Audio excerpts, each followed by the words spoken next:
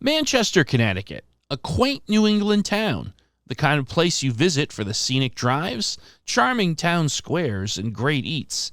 But today, we're here for the Manchester Comic and Toy Convention at the Army and Navy Club.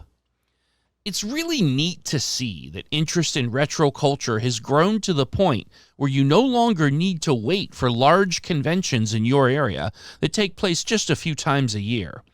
There's a very active and amazing independent convention scene where you can go to reclaim your retro, discovering the things that represented your experience growing up in the 70s, 80s, or 90s.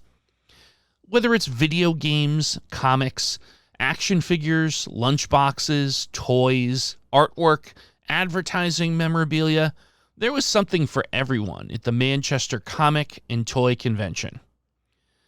There is definitely something extremely positive about this scene, a communal experience that brings folks of all ages and backgrounds together to celebrate the pop culture that they grew up with and which ultimately helped shape the people they are today. And let's not let that point pass without recognizing that the many young kids we saw at this show represented parents who were sharing the toys and games they loved with a new generation, opening the door to keeping all of those iconic sources of entertainment alive for generations to come.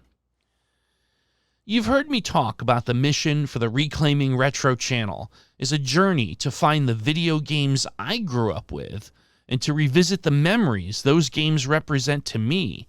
And it was really heartwarming to see that the folks I encountered at this show were reclaiming their retro as well, sharing stories about their first or favorite Nintendo game, or maybe the Star Wars toy they had as a kid, or maybe the Knight Rider lunchbox they carried to school every day.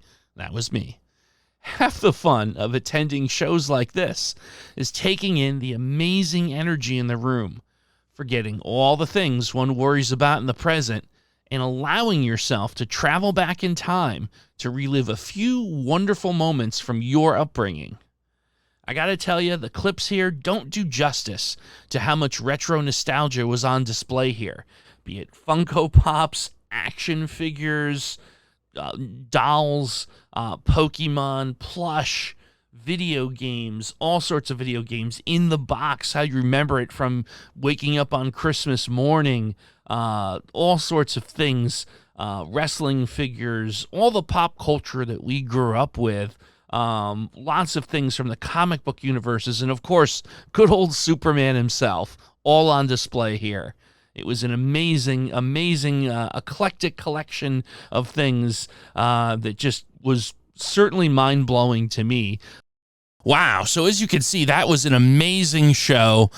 Tons and tons of fun. Now, let's start to take a look at the things that I picked up at the show. We'll start off with, a couple of wrestlers. These are the LGN WWF wrestling figures back in the early 80s. These were the first action figures. They were all rubber. And here, of course, you've got the former WWF tag team champions, Greg Valentine and Brutus Beefcake, who went on to become a barber, and Greg Valentine, who, just continued to be the Hammer until he couldn't hammer no more. But iconic figures. Up next, we've got Krull and Dig Dug for the Atari 2600.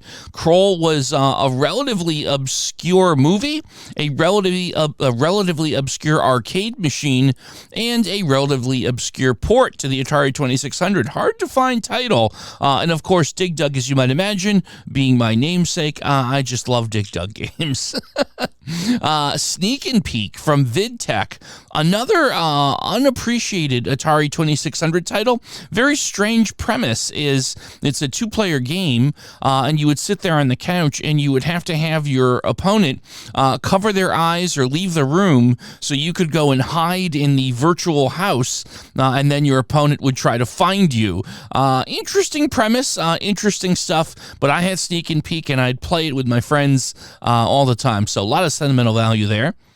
Tennis, one of the original NES releases, a fun little good sports title. Got it at a fantastic price, so I couldn't pass it up. I love that tennis. Where in the world is Carmen Sandiego for the Sega Master System?